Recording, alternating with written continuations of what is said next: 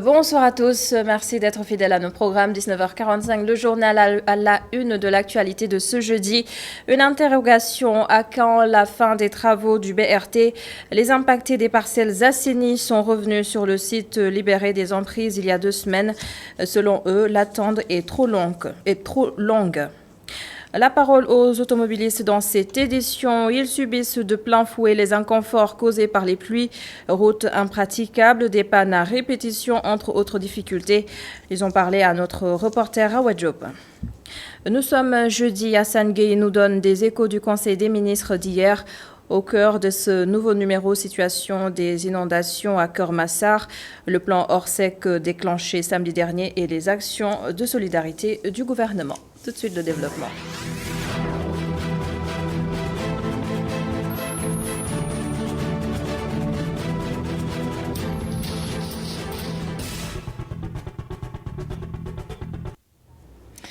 Direction les parcelles assainies. Il y a 2 semaines, les impactés des travaux du BRT ont été déguerpis, mais ils sont revenus sur le même site. Les responsables du projet bus rapide transit comptent mettre les bouchées doubles afin de sécuriser la zone. Voici le reportage de Pape Ibrahim Ndiaye. Sachez, le naturel, il revient au galop.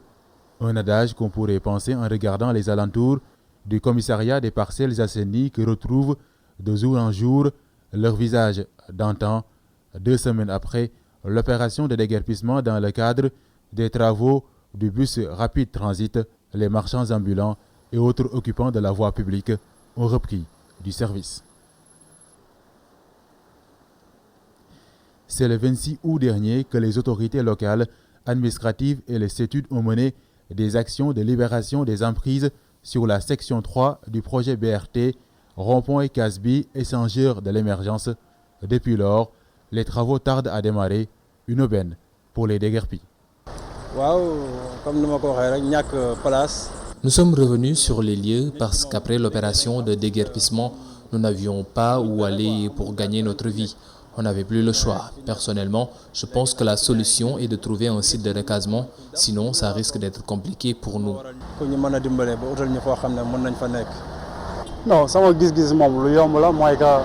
Je pense qu'il ne suffit pas seulement de déguerpir, il faut également faire le suivi et accompagner les commerçants.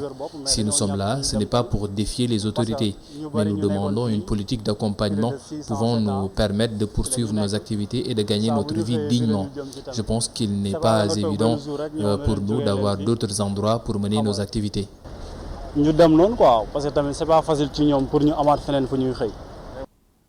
Du côté de la municipalité, on constate et on regrette le retour des occupants des sites concernés, mais elle tient à rassurer sur l'exécution du projet. Ce qu'il faut retenir tout simplement, c'est que les travaux n'ont pas démarré, les travaux proprement dit, mais l'entreprise est en train de faire des sondages la nuit. Donc il y a des actions qui se mènent, on prépare aussi les opérations de dévoiement des réseaux. C'est ça qui explique peut-être qu'il y a un retard pour démarrer proprement les travaux. Mais comme ces derniers temps, nous avons connu une situation pluviométrique très dramatique au niveau des parcelles assainies. Il y a des actions qui étaient en train de se faire par l'entreprise suite à la demande du CETUD pour aider les populations à se tirer d'affaire.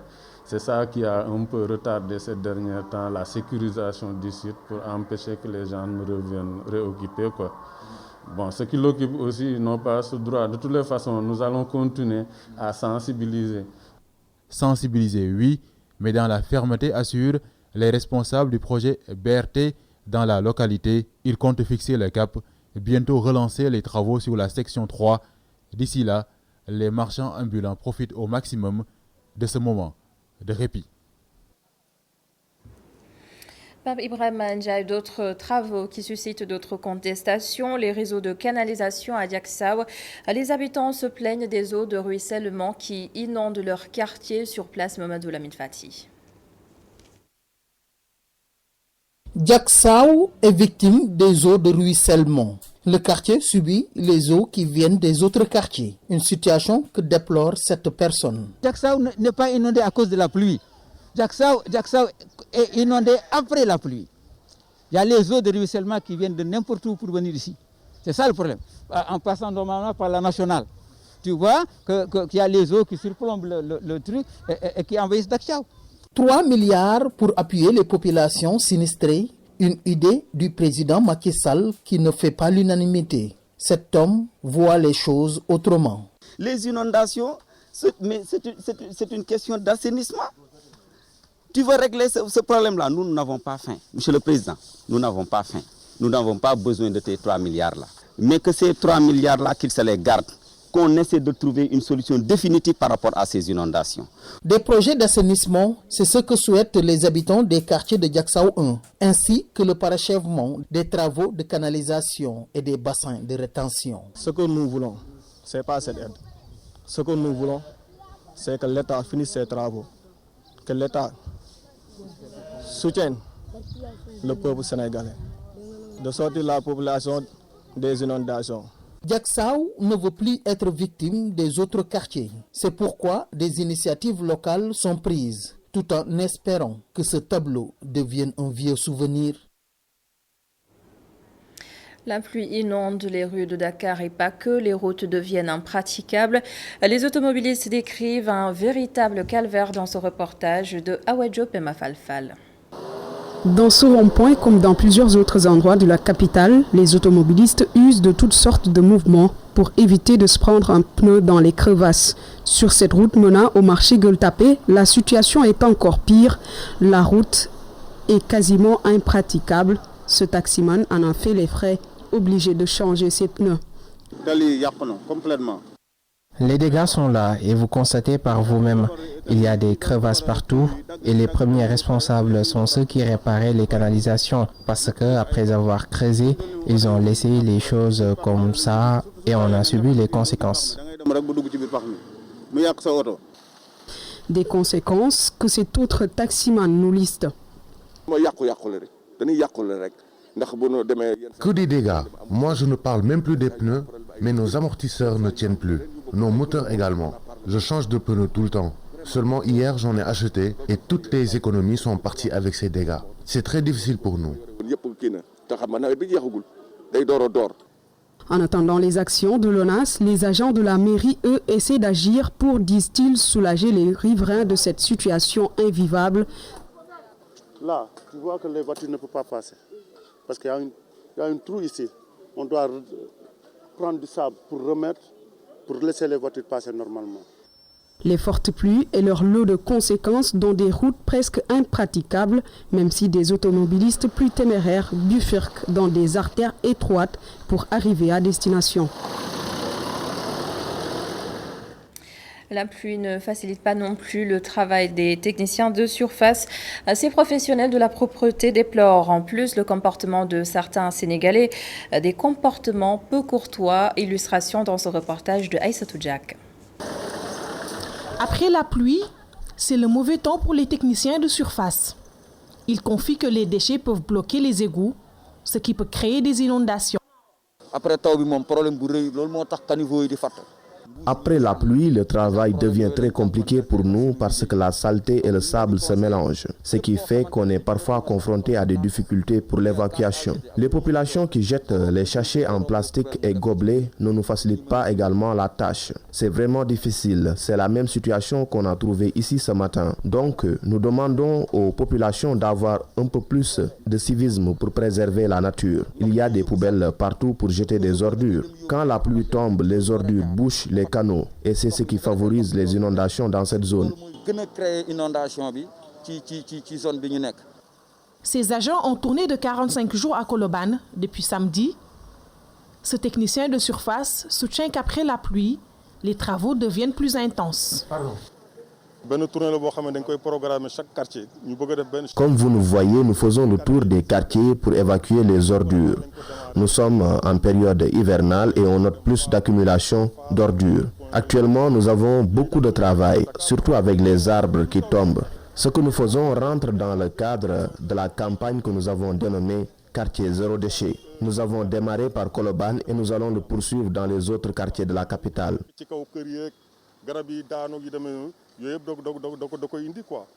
Cet adjoint coordonnateur Dakar 1 sensibilise les populations par rapport à leur comportement. lu ñuy dund la surtout jamono yi ñuy toll nii parce que chaque fois bu tooy ñun dañuy am ay complications yu métti ci liggéey bi. Après la pluie, on rencontre d'énormes difficultés pour le balayage. Certes, c'est notre travail, mais la population doit également nous aider. On note trop d'incivisme dans ce pays. Chacun fait ce qu'il veut. On jette partout les ordures. En plus, nous n'avons pas des poubelles réglementaires, ce qui accentue davantage les risques d'inondation. Donc, nous demandons aux populations de collaborer avec nous pour qu'ensemble nous éradiquons les saletés. amuñu ay poubelles yoo xam ne c'est pas réglementaire loolu bokk na ci loo xam ne daf ñuy causer ay problèmes. Après chaque pluie, les techniciens de surface subissent une lourde épreuve physique. Ils demandent ce que les citoyens prennent conscience à l'importance d'une éducation à l'environnement, c'est-à-dire qu'ils soient beaucoup plus disciplinés. Merci beaucoup Aïssatou Diak. Autre chose, le Sénégal fait de bonnes performances dans la riposte contre la pandémie et ce n'est pas en l'heure. Dr Bolly Diop tient par ses mots à rassurer l'opinion publique. Le président de l'Ordre national des pharmaciens du Sénégal appelle à renforcer les efforts. Le voici avec Adama Sarr. Ce sont des résultats encourageants qui appellent à plus de vigilance, à plus de sérénité, mais aussi à plus de sérieux, en sachant que la maladie est toujours là et qu'à côté de la Covid-19, il y a les autres maladies qui sont là, les maladies hivernales et les maladies liées au période fécal, avec cet espace contexte d'inondation. Donc il faudra redoubler de vigilance, redoubler en tout cas de persévérance pour que en tout cas ce qu'on a réussi avec la Covid, qu'on puisse réussir avec les autres maladies en tout cas qui nous guettent à pareille période de l'année. Depuis le début de l'épidémie, les spécialistes pensaient que l'Afrique, n'est-ce pas, allait payer un lourd tribut. Tel n'a pas été le cas parce que c'est ne pas connaître l'Afrique avec un système de santé tourné vers la prévention, la gestion des épidémies en tout cas, et pour les Africains quelque chose en tout cas je dirais rituel, parce que souvent on gère des épidémies de petite ampleur. Ça nous a préparé vraiment à gérer cette épidémie de grande, n'est-ce pas, ampleur, avec tout le dispositif et l'arsenal qui a été mis en place, n'est-ce pas, pour gérer cette pandémie, avec une orientation vers la gestion au niveau local, madame, au niveau des districts sanitaires, mais aussi au niveau des régions, en tout cas médicales, accompagnées sur le plan stratégique par le niveau national. Touba se met aux couleurs du Grand Magal prévu en octobre. Le comité en charge de la gestion de la Grande Mosquée dévoile ses stratégies pour une célébration avec 0 cas de Covid-19. Et 500 volontaires seront déployés aux alentours de la Grande Mosquée pour en faciliter l'accès. Les détails dans cette correspondance de Gorandaklo et Tchernofay. Pour un 18 Safar, 0 cas positif au Covid-19, le Daïra Muhaddimatul Hidma en charge de la gestion de la Grande Mosquée dévoile son dispositif. Le secrétaire général de Muhaddimatul Hidma apporte des précisions.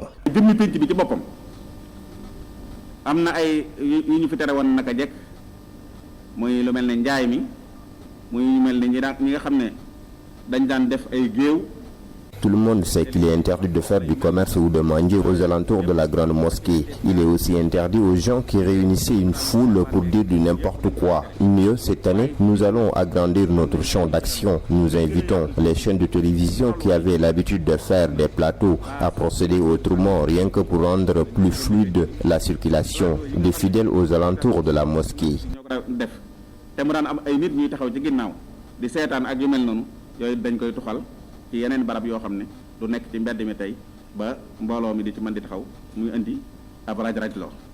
Concernant les dispositifs sanitaires dans l'enceinte de la Grande Mosquée et aux alentours, Serigne Abdoul Ahad Bousso annonce que plus de 500 volontaires seront déployés.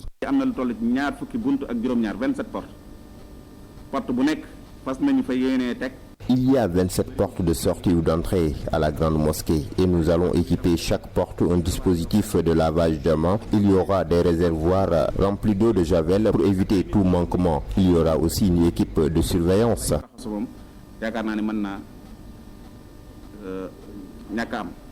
Mieux, le secrétaire général du comité en charge de la gestion de la Grande Mosquée annonce également l'installation d'un poste de santé avancé au sein de la mosquée.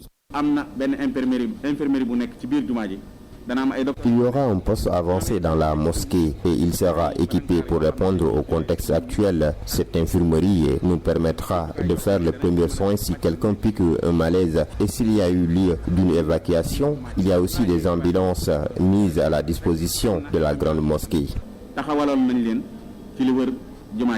Touba prépare le grand magal du 18 Safar, d'où l'invite du calife général de Mouride aux fidèles à suivre les mesures préventives édictées par les autorités sanitaires. L'après-Covid-19 nourrit les inquiétudes dans le département de Médina Yoro Fula à Kolda.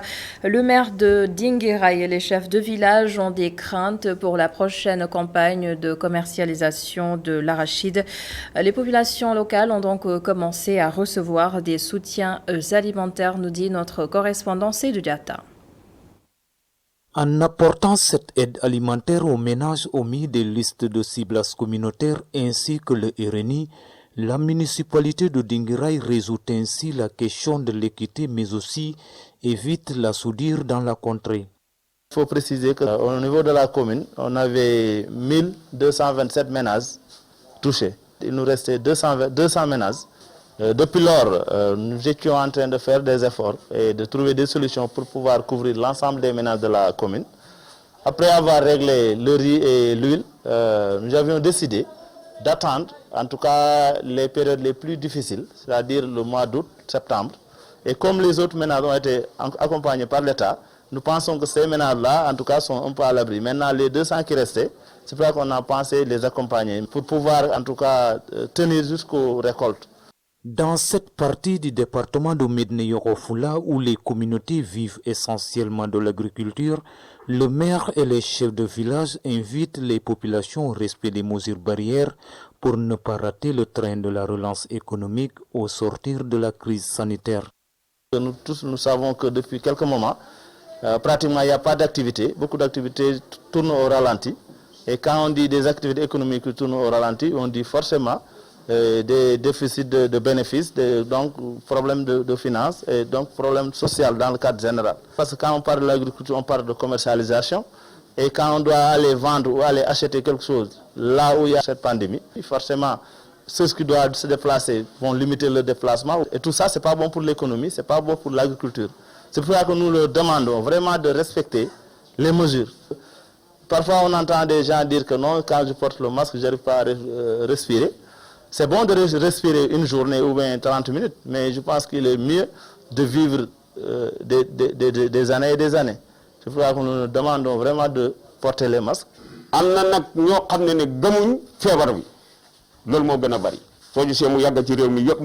C'est triste de constater qu'il y ait encore des gens qui font la promotion du déni de la pandémie du Covid-19. Et c'est là le goulot d'étranglement dans la lutte contre le virus. Nous les producteurs devrons comprendre que tant que le virus est dans nos murs, la campagne de commercialisation de nos produits ne connaîtra point de succès.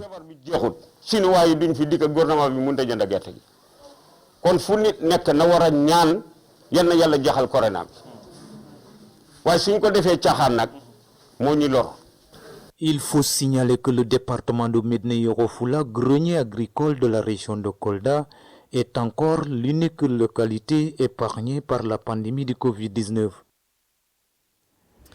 Une activité dont on parle peu, mais qui subit également les lourdeurs de la pandémie. Les bureaux de change, ceux qui vivent de cette activité interpellent les services de l'État en charge du plan de résilience économique Nancy Diouf Souleymane Meng. Au Sénégal, il existe de nombreux bureaux de change. À Sandaga, ils ont pignon sur rue un peu partout. Pourtant, ceux qui vivent de cette profession ne sont pas loin de mettre la clé sous la porte à cause de la Covid-19. Nous sommes des gens qui font le change. Là où je suis dans mon bureau de change. Alors, auparavant, à pareille heure, je me faisais trop de clients. Mais depuis l'arrivée de ce malheureuse maladie qui s'appelle le coronavirus Covid-19, nous a pénalisés. C'est une maladie qui nous a pénalisés. Il nous a rendus pauvres. Parce qu'actuellement, je dis, moi, il y a certains parmi nous qui n'arrivent même pas à subvenir à leurs besoins. Dès qu'ils peuvent quitter chez eux, dès qu'ils arrivent ici au marché, c'est-à-dire auprès de nous, ils ne peuvent même pas rentrer parce qu'ils n'ont plus rien. Ils n'ont même pas le ticket de rentrer chez eux, je veux dire. Alors, quelqu'un qui vient pour chercher quelque chose, il rentre brodu. Là, ça fait mal. Quelques-uns d'entre eux ont été trouvés hors de leur bureau, ce qui illustre la rareté de clients depuis 5 mois, précise-t-il. D'après eux, une subvention de l'État ne serait pas de refus. Et comme tous les secteurs, le secteur de santé est impacté par la Covid-19. Raison pour laquelle tout est à l'arrêt en ce moment-là. Donc, comme le secteur de santé aussi dépend de la libre circulation des personnes et des biens, tout ça, c'est des choses qui bloquent notre travail. Donc, par conséquent, l'État doit nous aider, quoi. Ouais, il a aidé les ex-secteurs, il doit nous aider aussi, parce que le secteur du change joue un rôle important dans l'économie sénégalaise. Les bureaux de change, un secteur qui rapporte énormément à l'économie sénégalaise, mais d'après nos interlocuteurs, la pandémie ne les a pas épargnés, cause pour laquelle ils demandent une bouée de sauvetage au gouvernement. Le bulletin santé du jour à présent, un cas de décès, 48 nouvelles contaminations sur un total de 933 tests réalisés. 31 patients ont été déclarés guéris et 34 sont encore dans un état grave. Et dans le reste de l'actualité, l'Institut supérieur d'enseignement professionnel de Diamniadio a été réceptionné. 400 étudiants venus de différentes régions du pays ont déjà entamé les cours. Babacar Seck a fait un tour à l'ISEP de Diamniadio. L'État du Sénégal a réceptionné l'Institut supérieur d'enseignement professionnel de Diamniadio qui se fixe comme objectif de former entre 2500 à 3000 apprenants par an. L'Institut sera un espace de production et de prestation de services. Nos apprenants vont être formés en vraie situation professionnelle. N'ont pas besoin d'aller dans des entreprises pour découvrir le métier. Et justement, cette approche pédagogique, qui est une approche active, nous avons commencé à l'implémenter dès les premiers jours. D'un coût de 4,5 milliards de francs CFA, financé par la Corée du Sud, qui veut que le Sénégal suive son exemple de développement par la formation. La République de Corée a atteint le développement économique très rapidement. Et tout ça a été possible grâce à la formation, grâce à l'éducation. Et c'est pour ça que je suis très fier que l'établissement l'ISEP, avec la contribution de notre pays, puisse former techniciens bien qualifiés.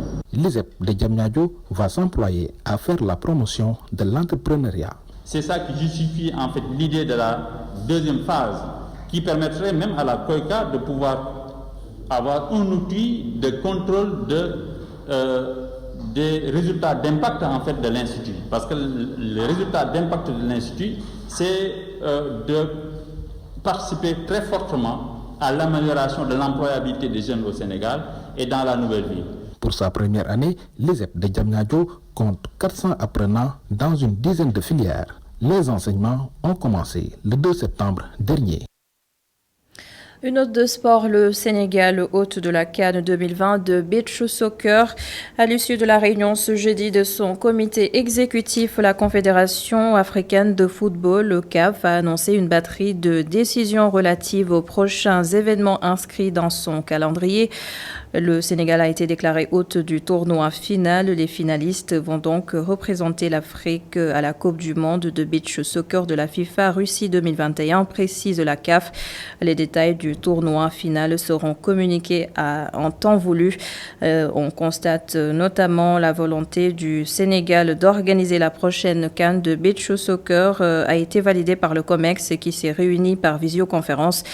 Toutefois, la date de la tenue de cette compétition qui devait se tenir initialement en Ouganda n'a pas été encore officialisée. Une information à retrouver au complet sur www.emedia.sn, la suite du journal.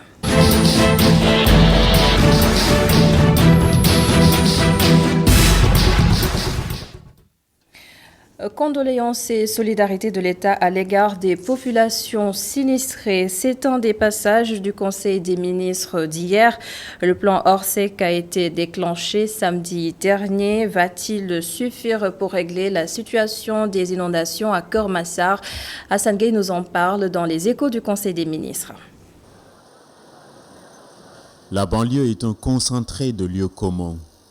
Ces problématiques démographiques, sécuritaires, écologiques sont des boulets qu'elle traîne. À coup sûr, elle fait face aux pires difficultés, mais dire tout go que le verre est systématiquement dans le fruit relève de l'excès. Le malheur fait partie de nos vies. Avec ces images d'Épinal, la grande banlieue dakaroise passe pourtant difficilement entre les gouttes.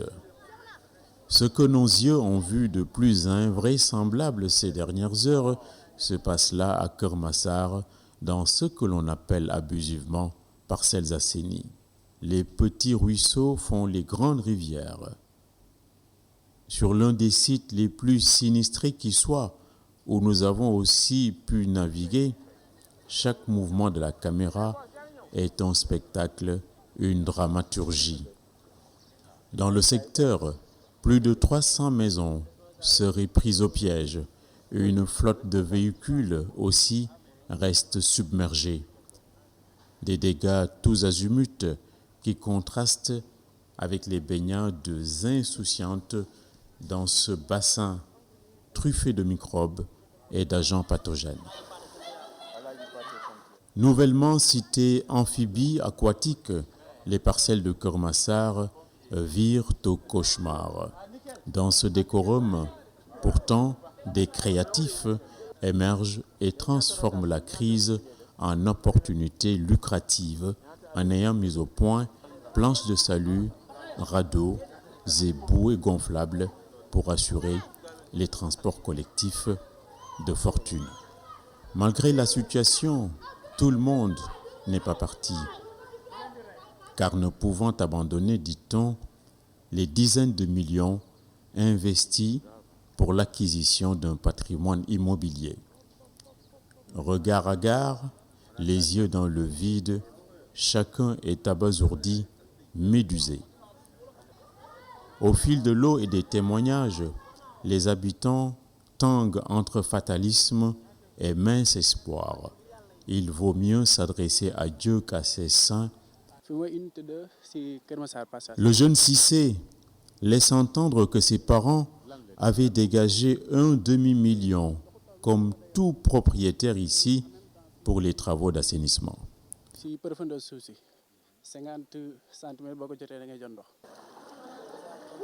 Mohamed, lui, demande plus de capacité en motopompe pour délivrer rapidement la zone. Pour Modou, c'est du jamais vu, avec des niveaux d'eau atteignant 1,5 m au moins. Là, on a évacué nos familles, mais apparemment, il faut sauver le reste. Donc là, on s'est démerdé, on s'organise. On a acheté 3 grandes pompes et 5 petites pompes. Fallou et Ablaye nous disent enfin que les jeunes restent ici pour protéger les biens et que les familles mutualisent les efforts pour se prendre elles-mêmes en charge.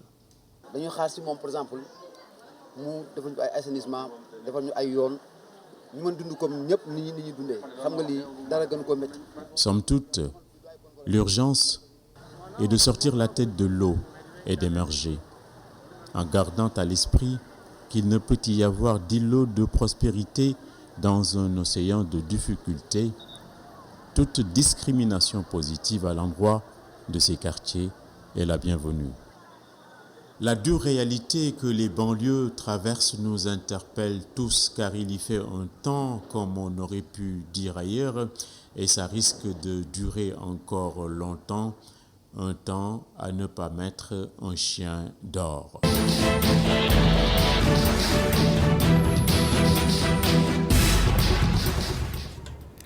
Merci beaucoup Hassan Gueye et à jeudi prochain pour d'autres échos du Conseil des ministres. Ce soir à 21h45, ITV vous propose un plateau spécial sur le lancement des travaux d'achèvement de la grande mosquée de Tivaouane. C'est donc à suivre avec Imam Moussa Fall et ses invités Abdoulaziz Fall, islamologue, et le professeur Mam Ousmane Ndiaye. Demain et le reste du week-end, vous serez en compagnie de Oussama Monique-Sagna pour le 19h45. Mais tout de suite, dans un court instant, la suite de la Total Bloc d'information avec Khalifa Djakhaté. Bonsoir à tous.